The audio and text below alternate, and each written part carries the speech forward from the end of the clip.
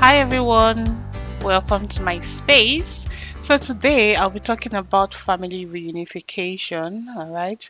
If you already live in Malta and you work here, or you plan on coming to study, or you have a job offer and you're coming to work, yeah, you need to watch this video before making that move.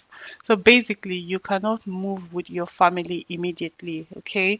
However, there's actually another medium of relocating to Malta where it gives you the opportunity to move at once. I'll be talking about that in another video. Nothing to see here, just reminds me of the day we landed in Malta. It was a very emotional day for all of us. I mean, it was 3 months after my husband moved here, so I mean, it was nice landing in Malta. So basically, there are two mediums through which you can apply for your family to join you in Malta.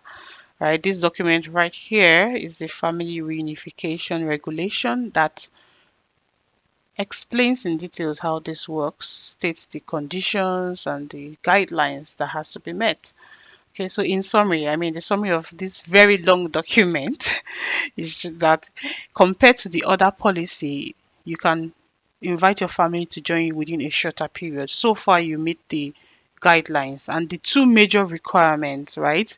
Here, and which is really the main difference, is that you have to have a valid residence card that has validity for 1 year, and you have to meet the income threshold, right? So the average income threshold, it is not listed here, however, it is 18,660, and then plus 20% for each family member. So for example, if you have two children and of course your partner, that would be, with my calculation here, so that's 3732 per family member. So if you have two children and one spouse, right, that would be, I think it's 11,196 plus the 18,660. So the total would be about 29,856 that you have to earn as gross yearly to be able to invite your family immediately. So once you arrive in Malta, get the necessary requirements and documents. Just, I mean, and you have your residence card, just, invite them, and yeah. So in the event that one does not meet the previous requirements, right, do not get worried. It is not the end of the world. So there's this other policy that has been implemented to accommodate families. Okay, right. So in this case, the minimum threshold is 15,354, as you can see, plus 20% for each family member. Okay, however, to be able to meet up with this particular policy, you have to have been living here for 1 year, at least 1 year, because you'd be required to provide them a couple of documents that I'll be talking about later.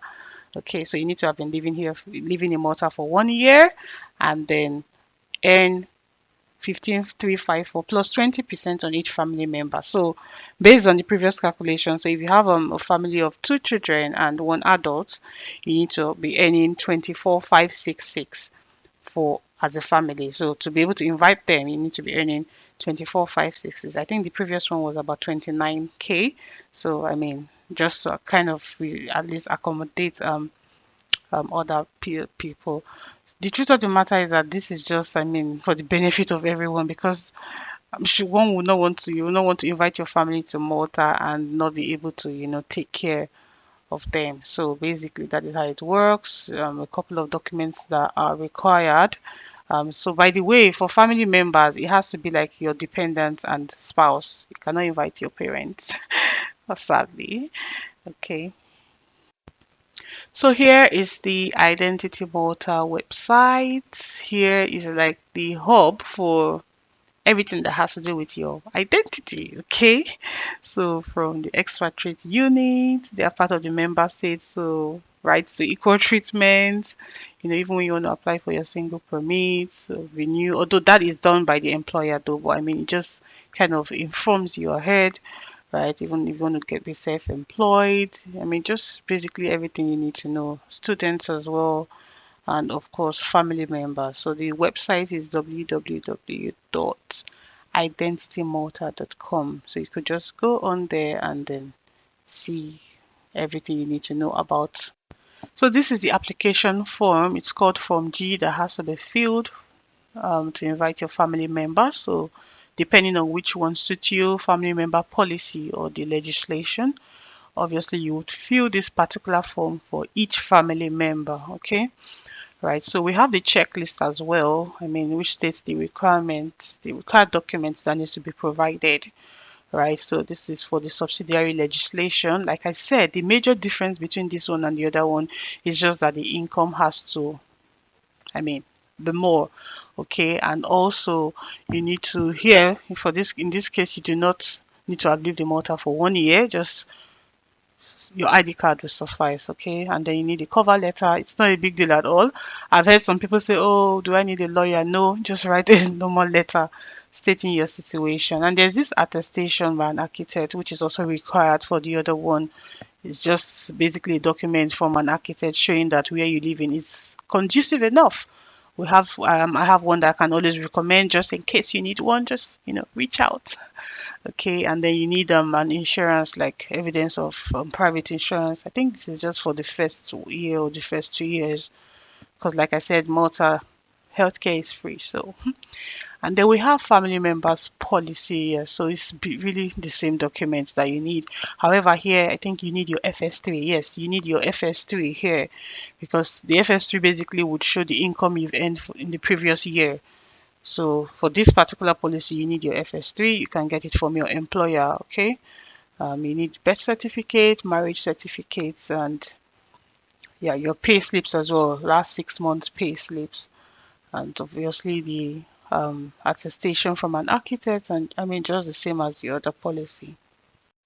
So once you have the documents in hand, you'd send an email to noneu.ima@gov.mt attaching all the relevant documents, right? I'm not sure how soon you get a response because it's not a cast in stone really.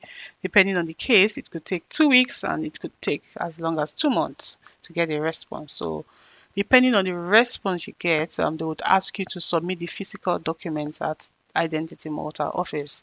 Obviously, at this stage, I can say you as good as have the approval because they vetted it online. I mean, they vetted everything you sent and they just need to see the physical copies. So once you submit the documents, it will take another maybe 2 weeks and even I think even less or more really. And then you get your approval. So with this approval, you can then invite your family members.